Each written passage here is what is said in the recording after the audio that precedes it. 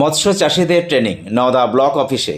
নওদা ব্লকের মৎস্য দপ্তরের উদ্যোগে আজ সকালে নওদা ব্লকের কলতান সভাকক্ষে নওদা থানার বিভিন্ন প্রান্তের মৎস্য চাষীদের উক্ত ট্রেনিং করা হয়। আজকের এই ট্রেনিংয়ে উপস্থিত ছিলেন নওদার এপিও আলিফা খাতুন এবং নওদা ব্লকের এপিও চম্পা চৌধুরী। নওদা থেকে স্কাপ্তাবের রিপোর্ট, এবি24 নিউজ। একটা মেইন উপাদান হচ্ছে নাইট্রোজেন। এই নাইট্রোজেন কিন্তু আমরা সরাসরি কোথা থেকে পাবো না, এই বায়ুমণ্ডলে আমি ছোটো ছোটো করে বলেছি যে সুবিধা হয় আপনারা যখন করবেন।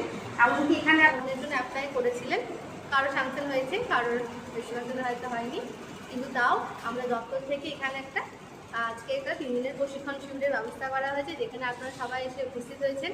এবং হচ্ছে যে আমরা এখানে আপনাদেরকে মাছের সম্পর্কে কিছু কিছু মানে বক্তব্য আমরা দেবো, বা আপনাদের যদি কিছু আপনাদের জানার থাকে সেগুলো আপনারা জিজ্ঞেস করবেন, এবং চাষ সম্বন্ধে আপনাদের বেসিক আইডিয়াটা আজকে আমরা এখানে আলোচনা করব। তো প্রথমেই আমরা যেটা বলবো যে এখানে তো আমরা সবাই যারা প্রেজেন্ট তারা মাছ চাষি, সবারই হয় নিজের পুকুর আছে, না হলে আমরা কারোর পুকুরে মাছ চাষ করি। তো মাছ চাষ করার জন্য বেসিক যে আমরা জিনিসটা জানবো যে মাছ কোনো পুকুরে যে মাছ ভালো হবে তার 3টে জিনিসের উপর নির্ভর করে। কি? পুকুরের গুণাগুণ, মানে জলের গুণাগুণ, মাটির গুণাগুণ এবং পুকুরের পরিবেশ।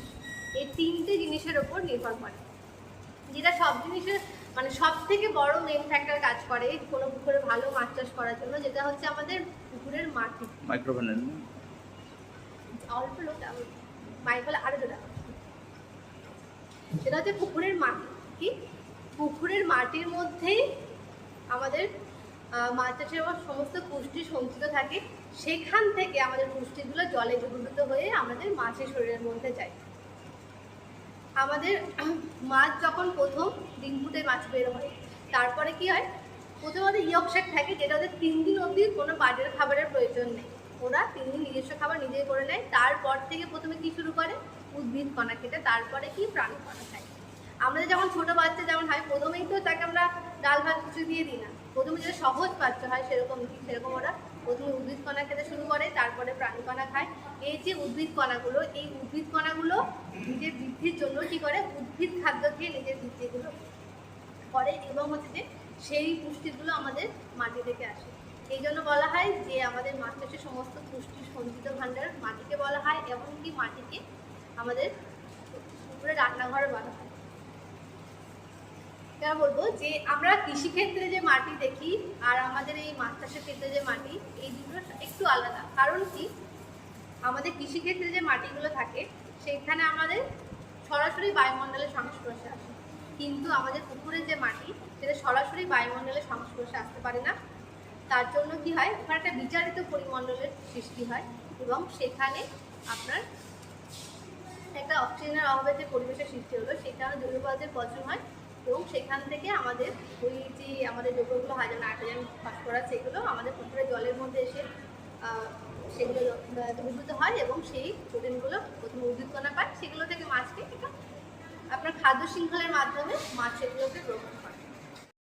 বই পড়া হয়তো আপনাদেরকে বলবো, কিন্তু আপনার হাতে কলমে করেছে, সেখানে এক্সপিরিয়েন্স অবশ্যই বেশি, আপনাদের হয়তো বই পড়া দরকার পড়বে, কিন্তু তাহলে অনেক সময় আমরা সব জানলেও ছোটো ছোটো কিছু জিনিস মিস করে দেয়, যেগুলোর জন্য আমাদের মাছ ভালো কারণ মাছ ভালো।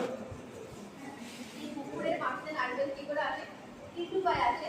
আপনার ওই যে আমাদের শৈবালগুলো থাকে আর যে ব্যাকটেরিয়াগুলো থাকে, তারা ডাইরেক্ট বায়ুমণ্ডল থেকে নাইট্রোজেন নিজেদের মধ্যে অ্যাবজর্ব করে দেয়।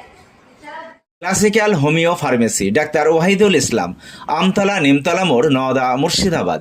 এখানে স্ত্রী, পুরুষ ও শিশুদের নতুন, পুরাতন ও জটিল রোগের সুচিকিৎসা করা হয়।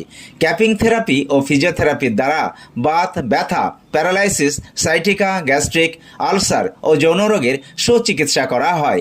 এছাড়াও মহিলাদের মাসিকের যন্ত্রণা, অনিয়মিত মাসিক, মাসে 2-3 বার মাসিক, সাদা স্রাবের কারণবশত বাচ্চা না হওয়া, তারও সুচিকিৎসা করা হয় এখানে। যোগাযোগ করিবার নাম্বার 9734324150। সাবস্ক্রাইব করুন এবি24 নিউজ চ্যানেলটিকে, অবশ্যই বেল আইকনটিকে প্রেস করুন। সবার আগে তাজা খবরের আপডেট পেতে লাইক করুন, শেয়ার করুন এবং দেখতে থাকুন এবি24।